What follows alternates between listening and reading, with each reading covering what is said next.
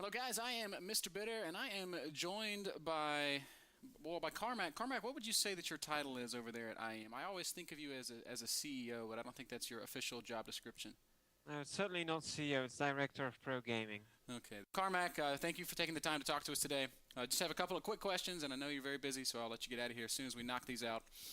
First and foremost, the Intel Extreme Masters truly is the first and only intercontinental esports event. Last year you guys hosted events on 4 separate continents, hosting players from more than 20 different countries, and streamed your events in more languages than I even knew existed.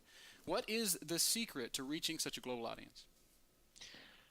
I don't really think there is a secret. I actually think that people simply underestimate the reach of the ESL. I mean, ESL runs competitions daily in South America, North America, 50 European countries, China, Southeast Asia, you name it. So it's not really difficult for a company like ESL with such a global reach to host events in many different countries on many different continents or broadcast in many different languages. It's not really something that would amaze us, at least, although we are very, very proud that we get to go get to bring esports to crowds all over the place: South America, North America, Asia, Europe, you name it.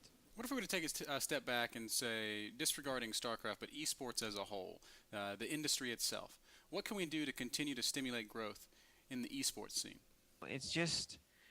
It's really about making sure that new people find out about the particular game that we enjoy as an esport, and that these new people have a chance to ladder up and compete with Adra, Stefano, MVP, and Nesty.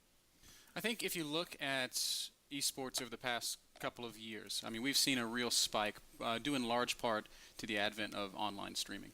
When you look at our industry as a whole, and you ask yourself, how big can it get? How far can it go? What comes to mind?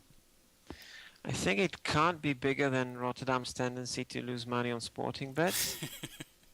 But I mean, overall, I think we don't know. None of us does know that. So it's really difficult to say.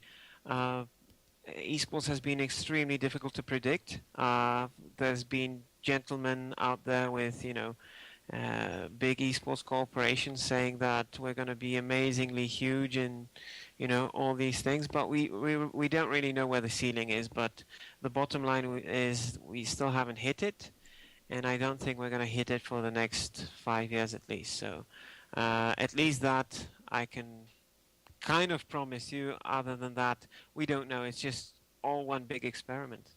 It's all very exciting stuff to think about, Carmac. Carmac, you are the esports director at ESL. You are one of the guys that is most connected to the esports scene. Do you have any final thoughts or shout-outs or plugs?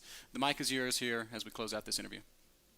Well, as far as I know, there's an event going on in Canada right now. And we at ESL, we love going to Canada, by the way. It's a fantastic country with a great community. Barcrafts, I was immensely impressed with that. So I would just like to wish all the Canadians and everybody watching to enjoy this NASL event as much as possible, because it's certainly one of these highlights for StarCraft and a couple of other games as well. So just enjoy it and promote the hell out of it if you like it. Thank you, Carmac. It's always a pleasure. I cannot wait for Gamescom. I cannot wait to see what the future holds for the Intel Extreme Masters. Thank you so much for taking the time to talk to us, and we wish you all the best. Thank you. See you later. We just got done talking to Carmac, the esports manager at the ESL and the guy that makes the Intel Extreme Masters as awesome as it is. Carmac, thank you for taking the time to talk to us. Cannot wait to see Gamescom, and I look forward to all the future Intel Extreme Masters events that we'll see around the world.